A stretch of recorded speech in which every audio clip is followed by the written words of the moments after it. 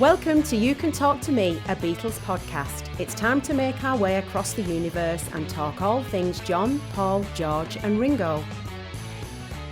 Alan, thanks for joining me here on the You Can Talk to Me podcast, mate. It's terrific to have some time with you. Thank you. Yeah, thanks for having me. Could you take us firstly through a little of your own filmmaking history and then where that passion for capturing stories originally came from? There was no ambition at all to be a film director. In fact, it was probably the furthest thing away from my mind. I worked in music on a local scene where I was born in Blackburn, then further afield in Manchester with sort of local bands and promoting name bands, bringing them up and stuff. This is from being sort of 16, 17, 18. It was very early on, you know. Then I got a job as a press officer in London. I came to London as a PR, worked in PR for a few years. I then went to EMI Records. As far as I was concerned, when I started working with EMI Records, I literally had won life's lottery because A, they had a lot of my favorite bands. B, I was working in various places. So sometimes in the office, sometimes from Abbey Road, because I lived in Maida Vale at the time, and compiling basically in a great department called Catalog Department, which means you take an already established hit album and you delete it and then you reissue it with either a bonus disc or some extra tracks and a bigger booklet and blah, blah, blah. So it's like the kid got let loose in the sweet shop, you know. I was kind of hands-on with a number of the bands and so went on the road a little bit when, you know, I saw parts of the world that previously I'd never seen. And I was loving it. I was really, really loving it. And then a few years into my time doing that, because I was also helping out a few other labels, I did a couple of projects seconded to Universal, Sony, and a label called Secret that Frank Lee used to run, Jim's brother from Slade, who's a lovely guy. And around, probably I think around so 2003 or 4, this producer called Martin Baker, who was Stanley Baker's son, the incredible 60s actor, you know, Zulu and Train Robbery, stuff like that. And he rang me to get me to do some research on a project that they were doing with Don Letts, the documentary maker. And so I did a bit of research on that job. That job ended. Then they were doing another job. Oh, you've got a great musical mind. I think by then I'd got 16 published books on rock bands as well, kind of was a sideline I've been doing as well. So eventually I kind of started, I guess, around 2006, 7, where I had one foot still kind of hanging on in EMI doing records and stuff, and one foot very much focused on doing research and helping out on projects in the movie game. While that was going on, I'd done a number of books about the Sex Pistols, and the quick answer from here is I was literally offered a documentary by a company called Demon Vision to entertain, and that was going to go on to BBC 3 in the UK, but also on DVD around the world, and it was called Nevermind the Sex Pistols. And what they wanted to do at the time, Julian Temple had just done this film, The Filth and the Fury, which was John and Steve and Glenn and Paul and archiver Sid, so the 5 guys talking about the band. Sure. What they wanted, which I could easily see the logic in, is they wanted the other side of the story. So they wanted people like Malcolm McLaren, Steve Roden Conley, Alan Leather and Bones Jones. Glenn was in it because Glenn and I lived quite close to each other at the time in Maida Vale. But it was kind of the backstory. It was about the shop and who did what and everything. And we called it Nevermind the Sex Pistols. We couldn't think of a better title for it. It went out and we got a few good reviews here and there, but it was quite a low budget thing we did. I didn't give it a second thought. I put my name on it, yeah, directed by Alan Parker. There was no G in them days. Yes. Out it went. And we get to the end of the year, and in Time Out Magazine's UK Roundup, it wins Documentary of the Year. Wow. And suddenly the phone starts ringing. And it's, you know, film agents going, what's next? Next? Are you kidding? I did a documentary. Let's tick that box. Yeah. Next is I go back and see what EMI have got for me. No, you should do another one. So I did another one. That ultimately led to doing the Clash movie. with a Rebel Truce, which was bought by Sky for the world. Which Don had done this amazing Clash movie called West Way to the World. But that again focused solely on Joe and Paul and Mick and Topper. My Clash movie had Mick in it, but also, one Buzzcock, one Sex Pistol, one Strangler, one Stiff Little Finger, just kind of, let's get other people, their peers have got, great admiration for the Clash as well. So it was a good idea.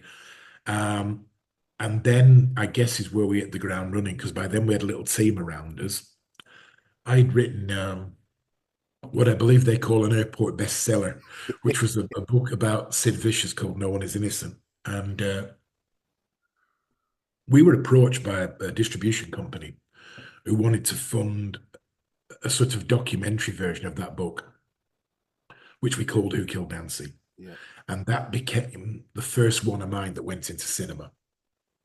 And really, I know this is a very easy cop out end to an answer, but the rest is history. It kind of then on it went like that, and it didn't stop. Did you see filmmaking as an extension of your rock journalism and your writing in terms of the craft? Yeah, I think, to be honest with you, the way I always viewed it is, it was something I didn't think about initially. I didn't really think when I first got asked about it that I could necessarily do it.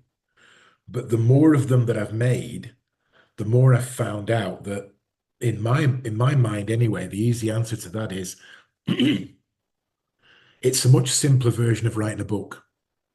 Because when you write a book, you might go out and interview, 30, 40 people on cassette tape. Yeah. Then it's rewind, fast forward, rewind, fast forward. You can't see any talking heads. They're just on this cassette tape, writing quotes down, trying to form a story around it, When you do a movie, everybody is on an Avid in front of you. So you can see their facial expressions. You know whether they're happy about that particular part of the story or they're down about that particular part of the story. So to me, it might sound like I'm being silly about it, but it's extreme oversimplified book writing is documentary making, basically, because it's there and I can see it. And I know normally, as a rule, the team who work with us, we have a production company called Geezer and Blonde, and the team who work within that remit, on a number of occasions, they come with the rock and roll Rain Man. I don't even know if that's a compliment or what it is, but it's all right. But I've never, ever, ever, I've been in meetings where people have gone, "Can you show us the treatment?" And I go, "What treatment?" Most of it's in here. Yeah. It's just, we go out, we do all the interviews, we come back. My dad was in the building trade, all right, a tradesman, and he used to say to me, "There's no sense in trying to build the house if you haven't got enough bricks." Well, I didn't know that when he was telling me, age like 9, 10, 12, 14. But I can tell you now, sat here now, 15 movies in, there's no sense in making a documentary if you haven't got enough bricks, right? And so out you go, interview as many people as you can who know the subject. They normally fall into two categories. They're either people who were there and experienced everything firsthand, or they are this amazing collection of writers and journalists who you can always find the guy, as it were, or the multiple versions of the guy or the girl, and you go, example, if I was going to do a film tomorrow on Led Zeppelin, my first phone call would be Dave Lewis, who's run this Type Blues fanzine for years. He's an absolute authority on the band. He knows it backwards, right? Similarly, you if you're going to do a film on the Beatles, eventually your path is going to lead, whatever path you take will lead you to Kenneth Womack. That's going to happen. I think that's kind of one of those things where you're going to go, here's a guy who genuinely does know what color socks Ringo was wearing on the 11th of June, 1968. And you go, well, he'll do, he's good.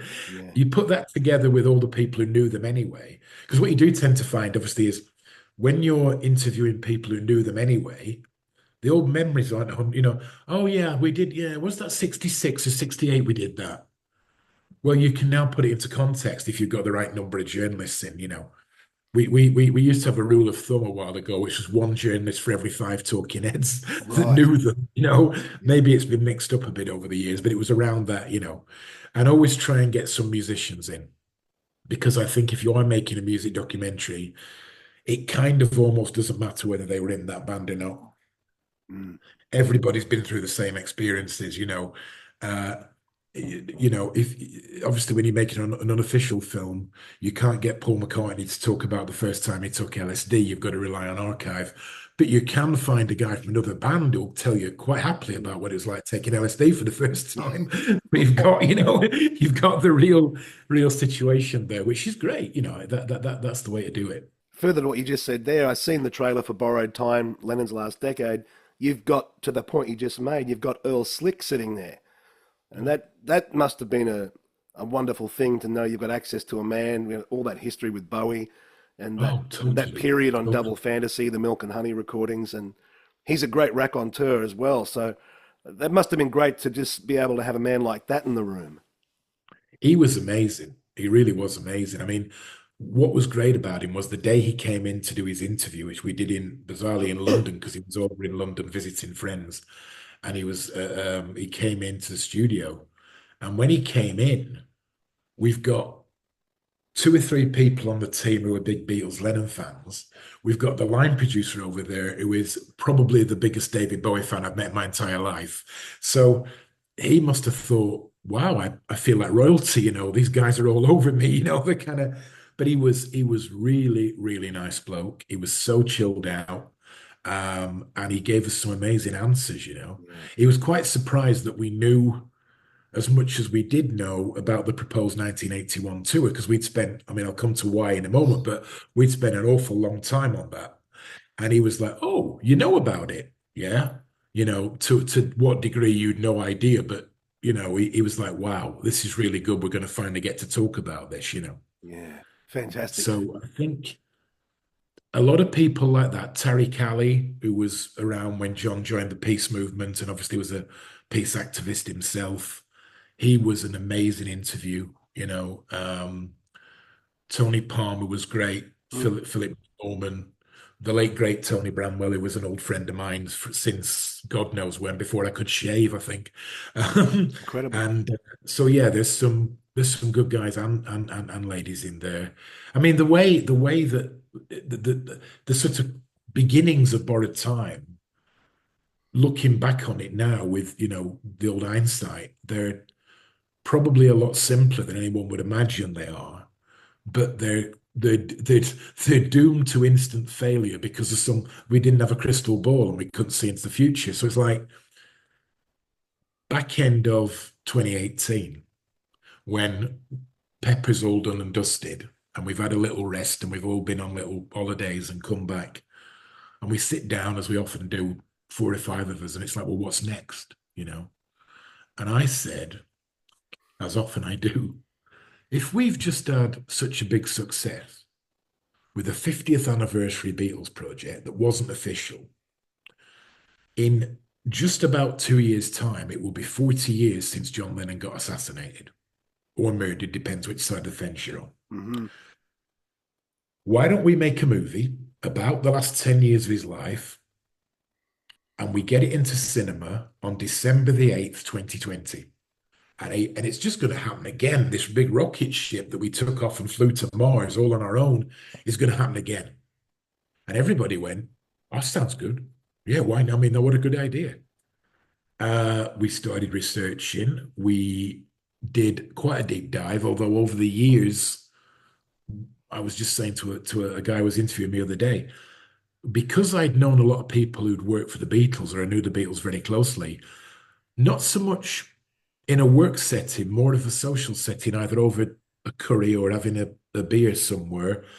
I'd hear a lot of stories, and then I'd go home and try and find them in books or in documentaries, and they just never existed, you know. So I'd ring up and I go, you know that story you told me the other day, is that true?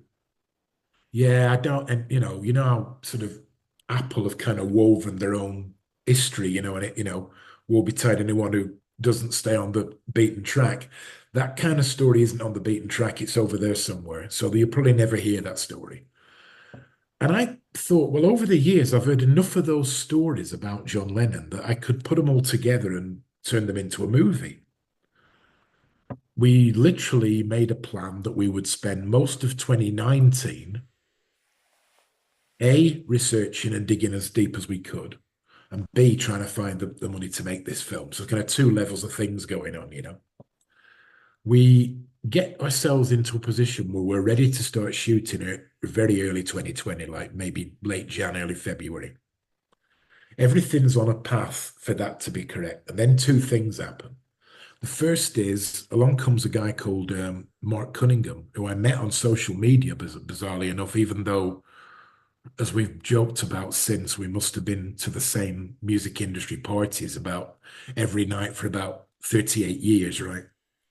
And Mark said, you know, there's this story John was going to do a 1981 world tour.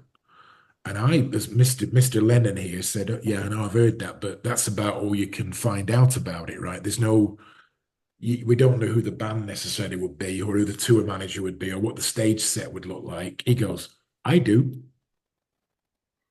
You do? Yeah, I used to work at Britannia Row, and my boss was the guy, one of my bosses was the guy who went over to America in October 80 and worked out all the stage set with John and Yoko. He's the same guy who later did the Pink Floyd Wall show in 1980 at Earl's Court, did all the stage sets. Wow. So we go, do these exist? Yeah. There's rough diagrams and ideas and this stage show, believe me, I'm not trying to over egg this particular pudding, but I promise you it's true. This stage show would have been 1981, right? When you see how technical it is and how many screens and things on cantilever arms, and you go, you two and Metallica weren't doing that for another 25 years. This is 81, this would have been. So we, with Mark's help, we start doing an even bigger, deeper dive. But also, we're supposed to start filming in January, February 2020. We hit early March 2020, and along comes COVID. And we go, oh, they've closed the world down. And being artists and entertainment people, we go, what about our deadline for December 8th, 2020? Yeah, bye-bye. No deadline. So it kind of got to the point where it's like, let's do another year's research. Now, during the second year's research, we found some more archive that I'd never seen, and I own, God would know how many DVDs and Blu-rays of the Beatles, bootlegs included, about 6 shelves in the other room. I feel you. Then we were finding other things we had no clue of. So it's like, okay, so the Double Fantasy band were going to be the live group. So that would have been Earl Slick and, Andy White, all these guys. We then found out who the tour manager was. And this guy's a big established tour manager, since worked with Aerosmith and, God knows how many other big American bands. Then we find out who the front of house engineer was going to be. Then we find the guy who's been poised to break the press story for Geffen. So, and then we're like, wow, we've got more information on this too than anyone's ever been near in their lives. Yeah.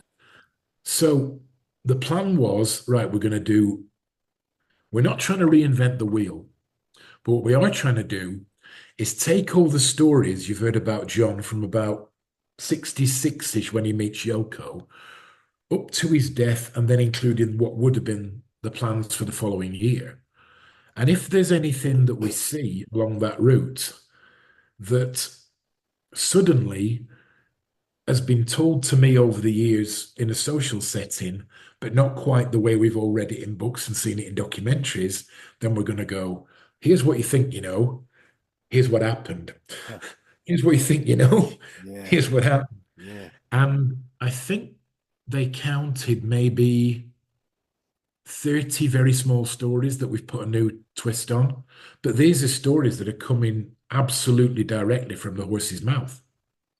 There's a guy in the film called Jerry Cagle, who was an American radio producer. He was very much involved in The Lost Weekend. He was in the studio when the rock and roll album was being done with Phil Spector. He knew John right up to John's passing. This guy has been turning down interviews for 43 years. And through a friend of a friend who knew about me and who knew about our team and who knew about, more importantly, our integrity, Jerry's in the film. And I go, wow.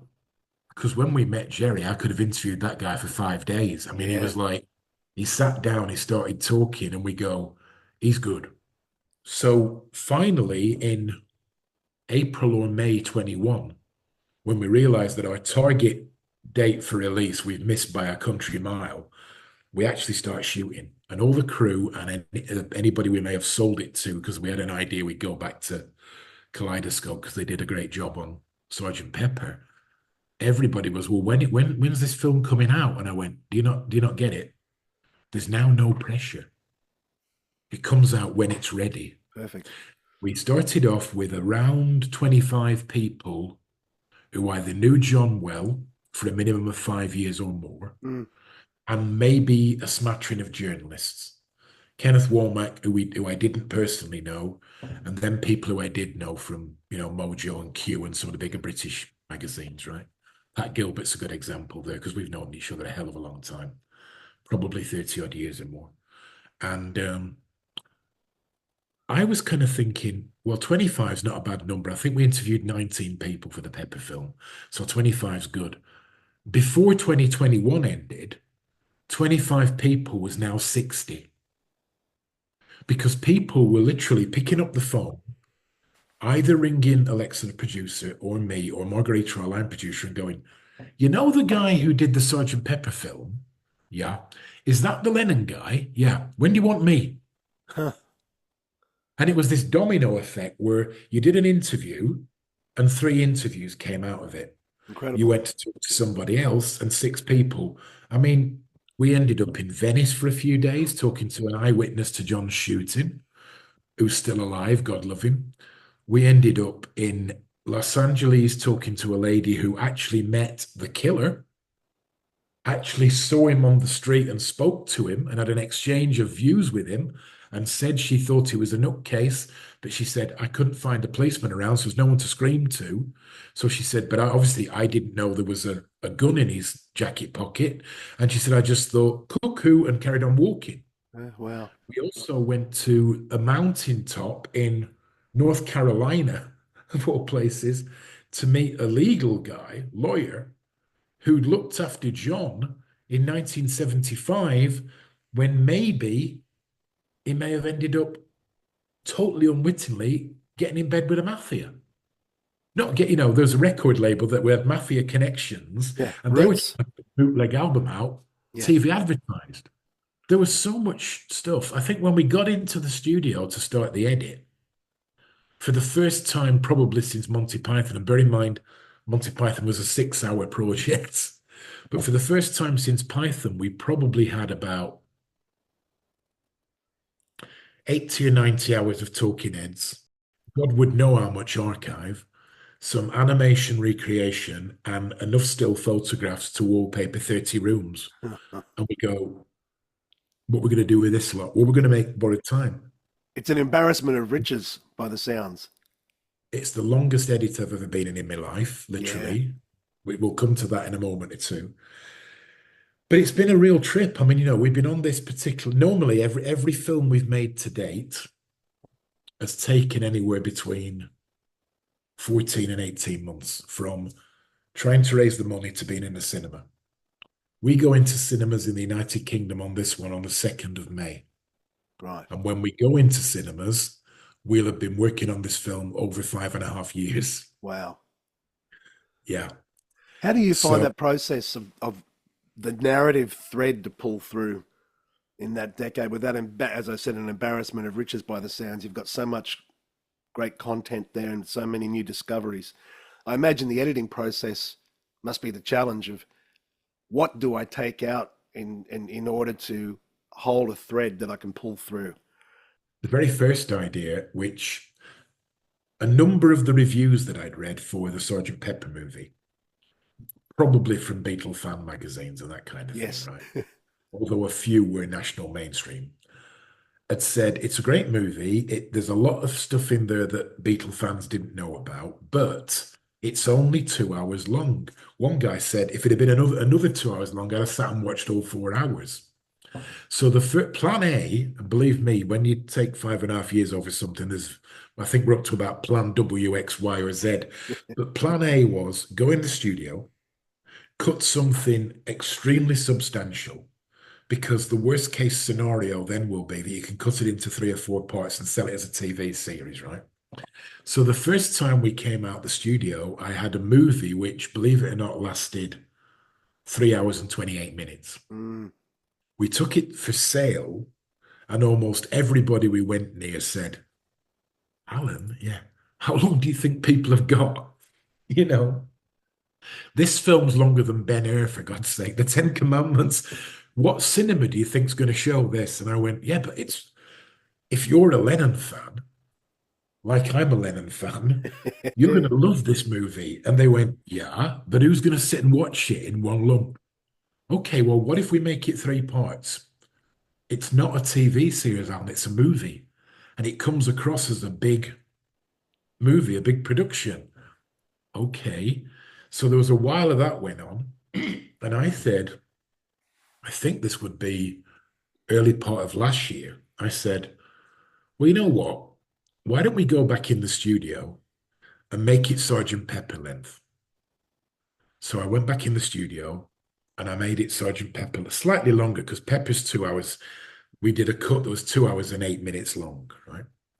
And I'm just literally saying to a few pals of mine in the industry and people I go for a pint with on a Saturday, I said, oh yeah, we've cut it down to 2 hours, 8 minutes. They're going, no, I remember seeing the 320 6 months ago, and it's the best John Lennon film I've seen in my life. And I'm going, right, but nobody wants it. Cinemas don't want to show it because they think it's too long. I'm told not to cut it down because it's not a TV series by those who know. So what do we do with it? And a friend of mine who I've known a number of years, who was one of the very few people we'd actually shown it to, he said, you get these movies and they come out, and then about 10 years later, there's normally a new DVD and Blu-ray version. And it's got the movie, and on disc 2, it's got the director's cut. And I went, right. And he said, have you never thought, knowing that the people who predominantly buy this will more than likely be the people that bought your Sergeant Pepper film and then a few more? So what if you put it out, but on the very same day, the bonus feature, rather than having loads of little separate bonus features, which we do on almost every DVD we've done, I think there was 4.5 hours of extra material on the Pepper one and with a 2 hour movie. Rather than have a load of little bonus features, you have the movie and then you have the 3.5 hour director's cut. And I went, you're a genius. That's a brilliant idea. Of course, when I take it out for sale, different than the first time, I only go to see one man who I knew would be interested because he'd been involved in Pepper. And I go, we've got this film, but we've also, the bonus cut will be a director's cut. And he went, I'm in, I'll take it. Yeah. 10-minute job, Fantastic. And we go, well, let's put it out next year. This was just before Christmas. We did the deal on it. Right. What's been funny about it, and this again, there's no blame lies anywhere within our gang about this, is because we're passionate about what we do. I think we first mentioned it on social media in about January 2019, when we had a sort of rough header card and a picture of John that said borrowed time. So every Beatles fan in the world, literally every 2 months, where's this film? Yeah. When's the Lennon film coming out? I don't know. I was able to play my best Scooby and Shaggy rolled into one. When it's ready, I don't know. When we have something we think we want to show you, we know that what we've got is a bit special. We know that what we've got was put together, but I mean, I saw, as you know, there's a press embargo to a certain date, which they always do with these things. Yes. I saw the first review last week. The Western world won't see it till late April. Yeah, and I don't mean to come over as some kind of drama queen. That's not me. But I sat there and I cried like a child for about 30 minutes. And I looked at my business partner and I went, vindicated. Fantastic. Now I've done something, I know that I think hardcore John Lennon fans are going to go, wow, finally, someone's done a film that touches on absolutely everything from about 1966 to the 81 tour, that looks at it logically and that comes at it from a point of view of people who, in 80% of cases, were actually in that room when those events happened, you know? Yeah. Um, and there are things, as I say, that I'm not saying they're necessarily all new stories, but they're stories that you don't necessarily have heard this way, you know? Um, and I'm just so thankful to the people who I had two rules, if you like. Every interviewee we sat down, I said, number one, like, especially in the case of the people who knew John personally, without sounding morbid, none of you getting any younger. This may be the last time anybody points a camera at you and says, "Tell us your story." So let's get it right.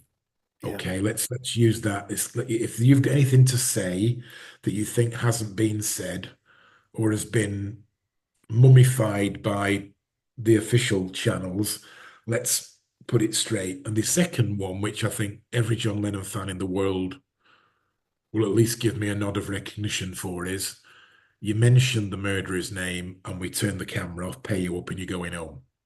I don't want that scumbag's name in my movie, right? Perfect. I've been honest about that right from day one. Yeah. You know, we can refer to him as the murderer, the assassin, whatever you want to do, but you mention his name, and you know, because I don't want his name on a cinema screen. It's going to be a Perfect. celebration. You know. When you told that story a moment ago about weeping when you read that review, I'm just wondering, we were talking before we started recording, you talked about being 8 or 9 when the Beatles hit you. I was around the same age, second generation fan, and Yeah. it changed my brain. It kind of lit a fire in me that goes on to this day. And people that know what that is. When you are reading a review like that, is that boy still in there? Because you're contributing now to Oh the God, yeah. story of this icon at a global level, and God, yeah. you're playing a part in leaving legacy and story. There must be a little Yeah. part of that boy that's still in there that says, look at this. I was born with a it's not a rare condition. It still exists to this day. Paris Hilton's little boy is one of the guys who's got it. It's too long a word for someone with dyslexia, but it's Malacephi or something. It basically means double skull, big head. You have a big head, Yeah. and I was about that big, way under this camera line, but you'd see the top of my head. I was tiny. I was like quite stick thin. Um, and I was bullied to death at Yeah. school. I mean, no two ways about it.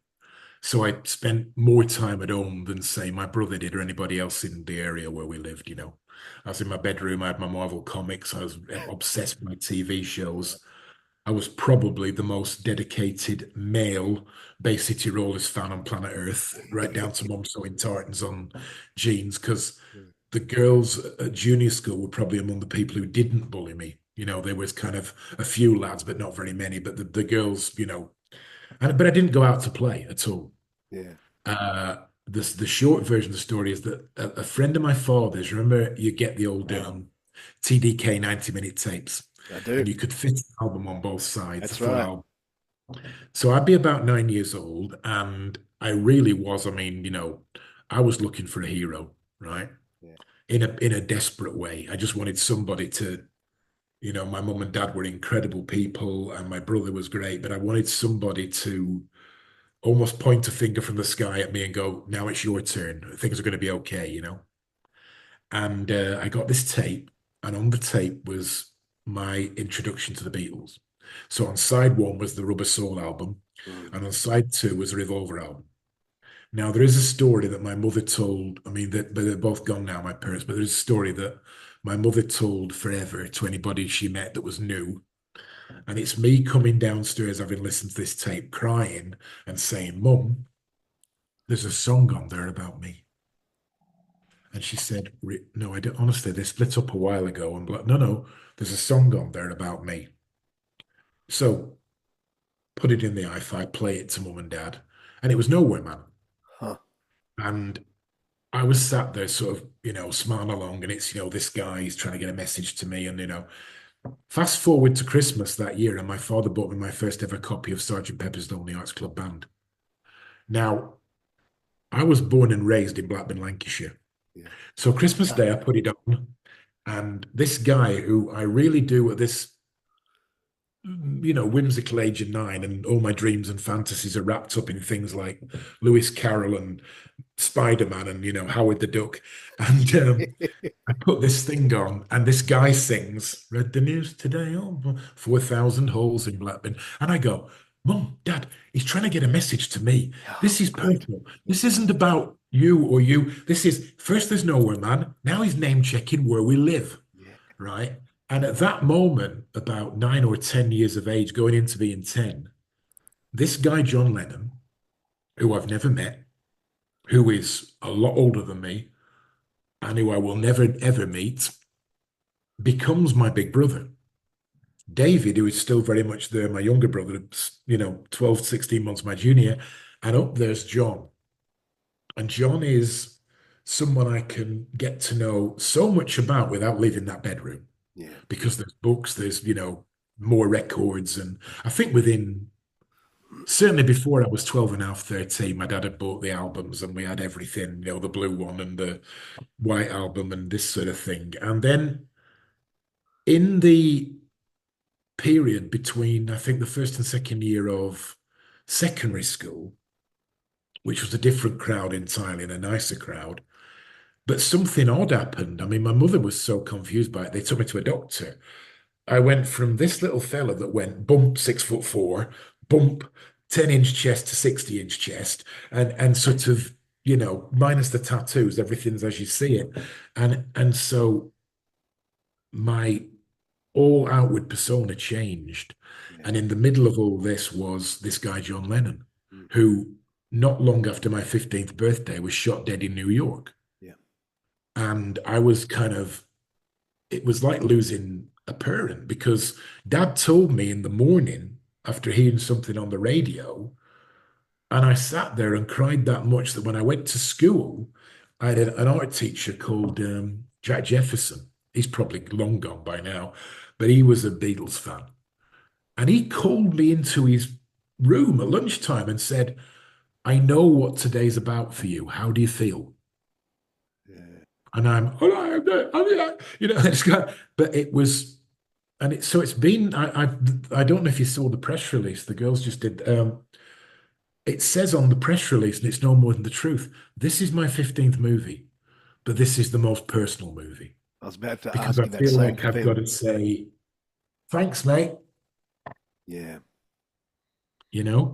Took a long time. I'm Yeah. 60 in 6 weeks, but that 9-year-old kid still has to say thank you. Yeah.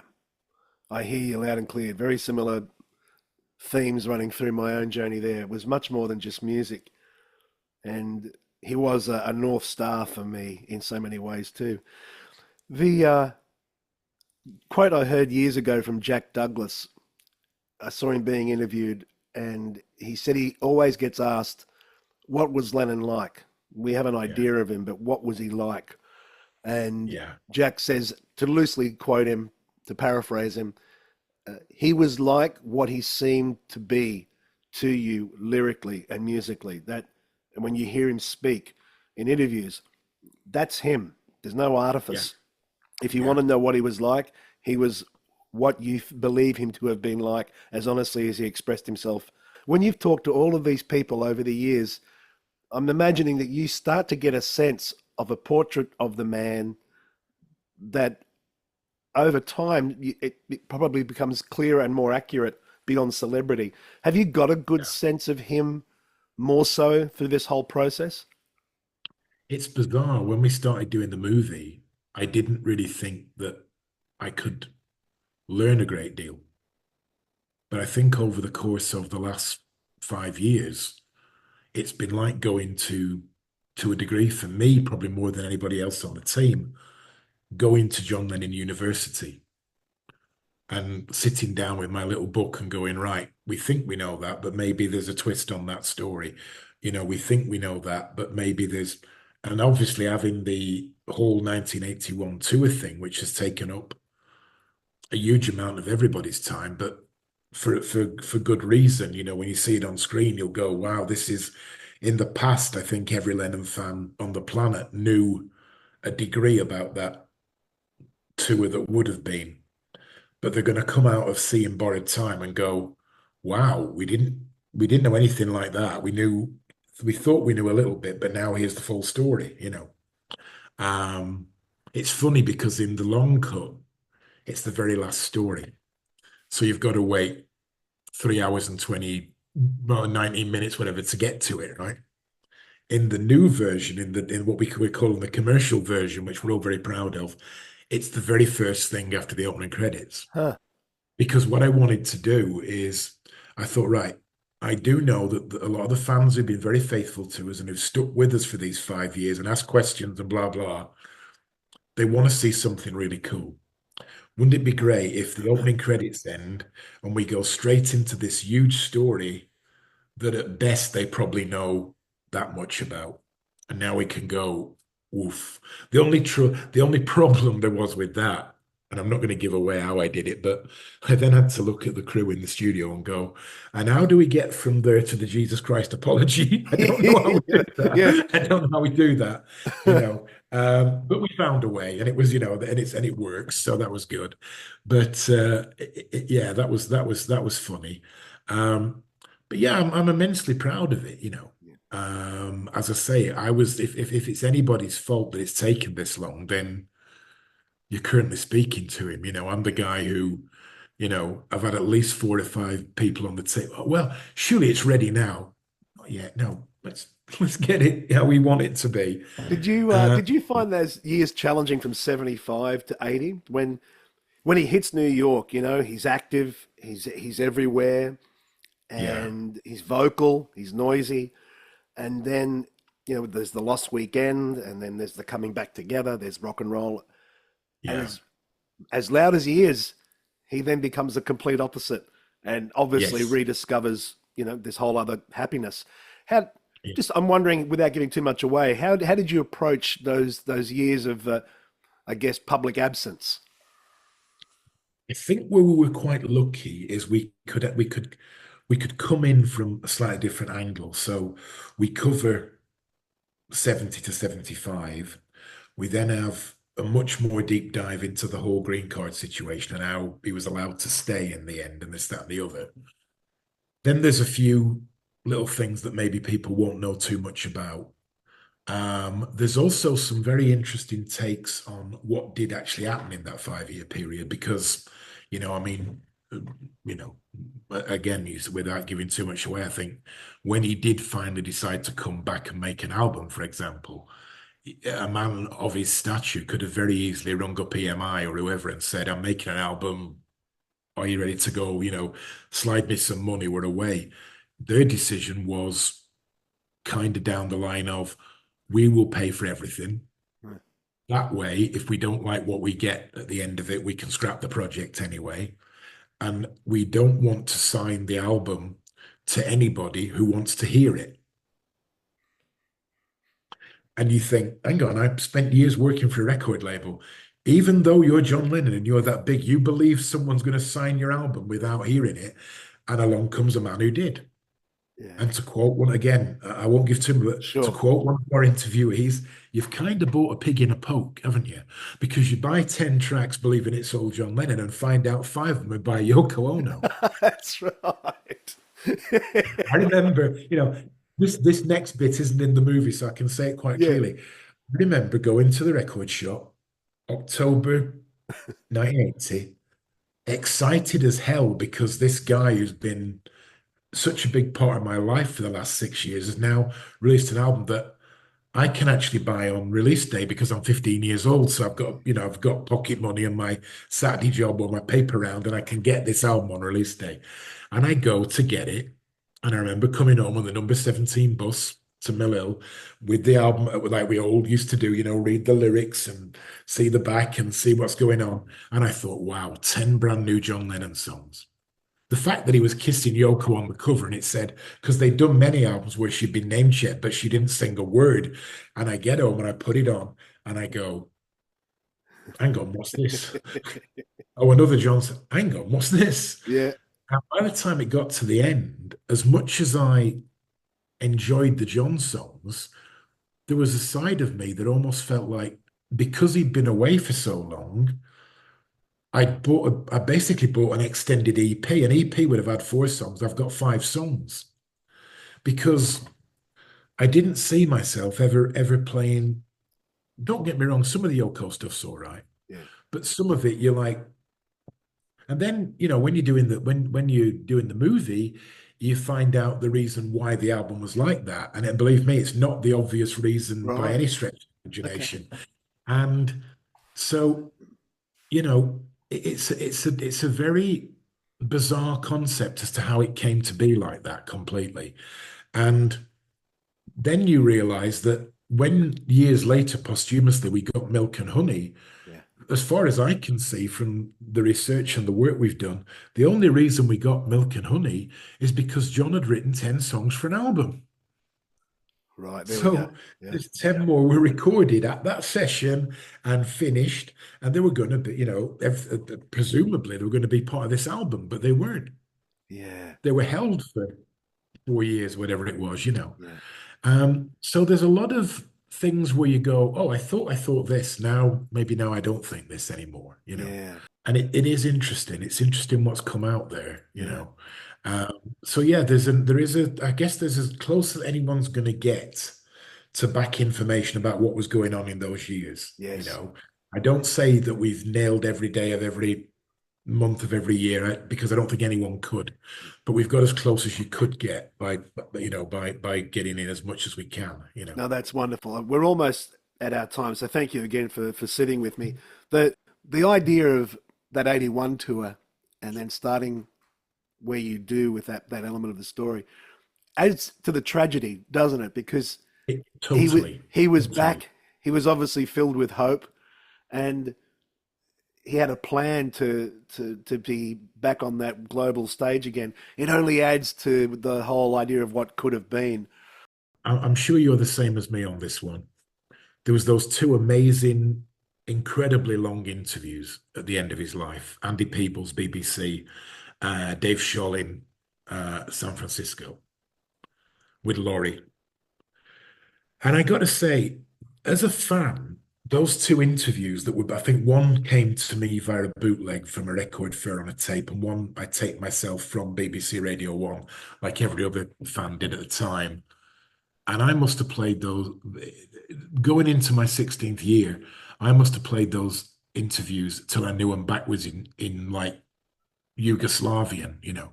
And I knew every word, and he sounded so happy. He sounded like, I've been away, I'm back, things are wonderful, this is how it's going to be.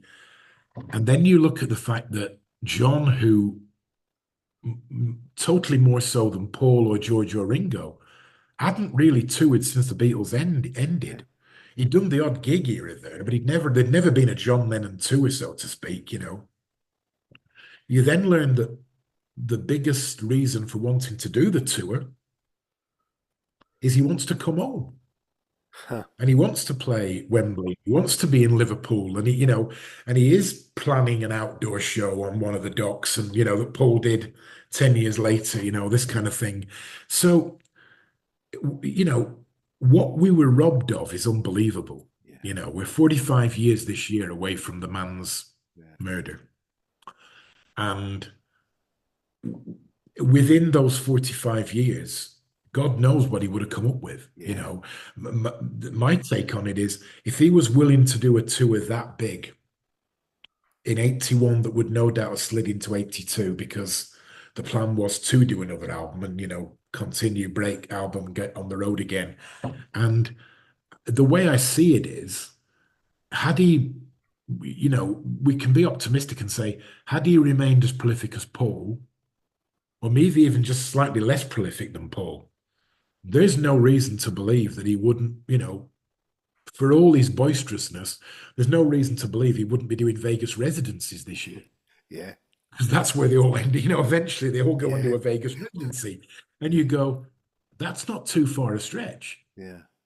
you think John Lennon, would John have done a well, John, I don't think John at 85 would have been the same cantankerous sod as he could be at 30, right? So there's got to be a bit of mildness goes in there somewhere as Yeah. well. But I do believe that, that we have been, I saw in one of the reviews that one of the critics that said we've been robbed of 44 years of this guy, so we'll never know what could have been. And I thought, no, it's a fair point. We were robbed of it. I mean, this eyewitness guy who lived in the building across road on the 12th floor, he said in his interview, the first what must clearly have been the first bullet sounded like a very loud bang. He said, but when you live close by Central Park in New York and on the 12th floor, loud bangs aren't exactly something that, they happen 95 times a day. So he ran to the window, looked both ways, couldn't see nothing, looked down, and this guy is stood in a combat stance, unloading bullets into this guy that he knows is John Lennon. He then spends about the next 6 hours till sunrise, sat in this big bay window, watching this thing unfold from the police arriving to the arrest to this, and God love him. He happened again, these things for people like me are utterly incredible that something like that happens. So when he's a painter, this guy, oil on canvas guy, and when he moved to Venice, the flat across the road, which was his 6 hour long bird's eye view of the whole thing unfolding, he sold to his best friend. So we're in chatting away with him and saying, well, that'd be something. Wondered if we had your eye view. Oh, we can get you my eye view. My mate lives there. Wow, really? Yeah, absolutely. What a Up we journey. go a few days later in New York, and we've set up a camera inside this window, and Yeah. we've got exactly what he saw that Man, night. what an amazing journey you've been on. What do you think? Shoot it. Do you have a picture of what you hope the audience takes away when Borrowed Time, Lennon's Last Decade is out there? What do you hope it leaves people with? I think if they're big John Lennon fans like me, and very obviously yourself talking to you, then I hope that they're going to come out thinking, finally, we've got a bit more clarity on the picture. I don't, as I say, I didn't come here to reinvent the wheel. That's not part of it at all. We have got an incredible musical soundtrack by a good musician friend of mine by the name of David Palfreyman. We've got a great end song which was written about John's death and the tragedy of it all by a group called Giorgio and the Teeth. We've got other songs that are in the long version that didn't make the shorter version. I think we did an orchestral score on Pepper. We decided to go for a proper rock soundtrack on this.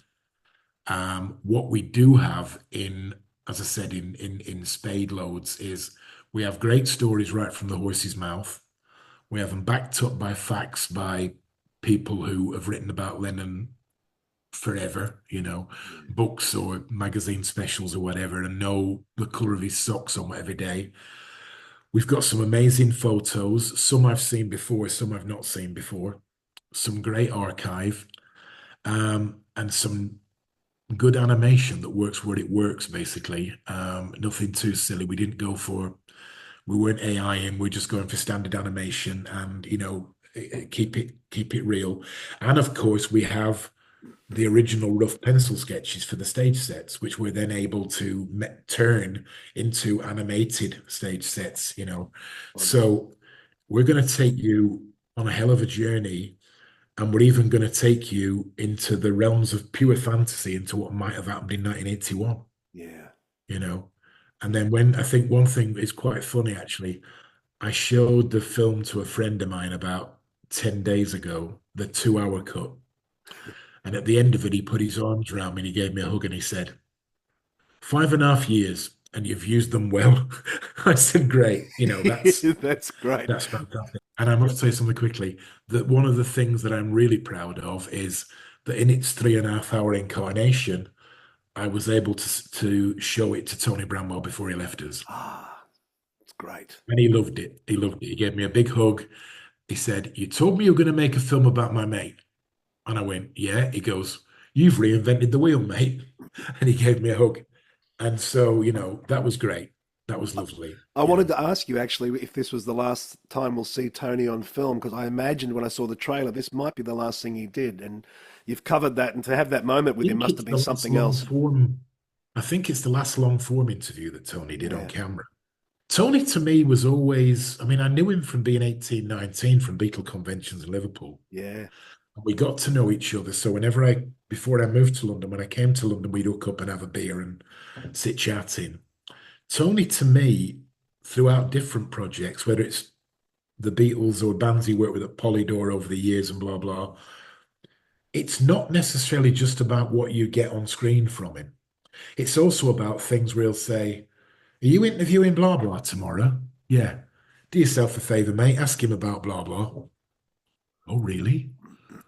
You'll get the right answers if you put that in, if you try that. So Tony, again, I said this when we did the Pepper film at the first London screening, he was in the audience. And I said, Tony Bramwell, ladies and gentlemen, who it's not just what you see on screen, it's what he brings to it. yeah, It's his connections and it's his knowledge that if you poke certain people in the right way, they're going to tell you something, ask him that, yeah, and you'll get the right answer, yeah. It's definitely. wonderful. Great, we got him down to see it, the 3.5 hour version. As I said, he loved it. He just Yeah, said, "This is really, really cool." yeah. What a journey you've So, been on, mate. yeah, And it's been great to spend some time with you here. I really appreciate it. When I saw it was 50 years ago today, Sergeant Pepper and Beyond, I knew someone had arrived here that not only understood the source, but clearly loved it and was deep in it. And then when I saw yeah, that you were behind this concept, I thought, oh, here we go. This is going to be something yeah. else. And to have the opportunity to sit and talk with you here has been a highlight for me. So thank you for sitting down Somebody, and doing that. someone said to me the other day, "So this is the last Beatles film then?" I said, "Oh yeah." I said, "Because we need to do other things. There's other bands we're talking to get back on the official movies." I said, "But I think now I've done my work here is done, if you like. I've done my job." So, Didn't you have that same attitude around pistols as well? Like no more pistols. And I don't then, know. I think with the Pistols, the Pistols in my life was actually quite an odd one because right. there was no big plan to do as much as I ended up doing. Yeah. But it was like a domino effect. You did one thing, and then suddenly someone came along and go, "Oh, I enjoyed that. Could you do this?" Yes. And Yes. I kept saying yes. And eventually, my old agent, who's still a good friend of mine, said to me, "You got to start saying no. Yeah. Right. It's your life. Don't feel, you know." And again, just to end on here, because I think it's very important, is if you look at my life and what I've been involved in, whether it's books or my name on an album or touring or press or making movies or whatever it might be, right, for magazines, the perception, because of the way that the entertainment world works, is if he does something about this band, he must therefore be their number one fan. I must have worked with or around 20, 30 bands in my career that I barely own a record by. Yeah. Yeah. Because a lot of the time it would be a case of someone's paying you a wage to do that. The perception then becomes he must be a big fan. Not really. I might, there are bands I've actually worked with and then become aware of. And there are other bands that I've kind of been associated with, and it genuinely couldn't be any further from the truth about what my supposed fandom is of that scenario. Yeah. So I think it's just the career path is once you get yourself into that world, I mean, probably without doubt, if you take the Beatles out the equation, it's Motley Crue, it's Def Leppard, it's Bon Jovi, it's Metallica, it's Thin Lizzy. There's an awful lot of that going on.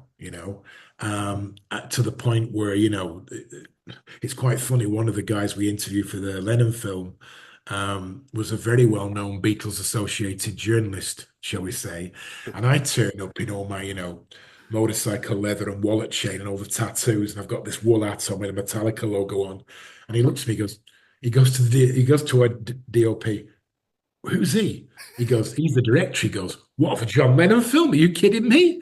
He said, no, you'll find it's all good. You're in safe hands. It's all right. So, Yeah, great. yeah, it's nuts. But yeah, it's been a pleasure talking to you. We hope you enjoyed the show. You know the name, look up the socials. You'll find us on Facebook and Instagram where we can all come together. Make sure to like, comment, subscribe and spread the word.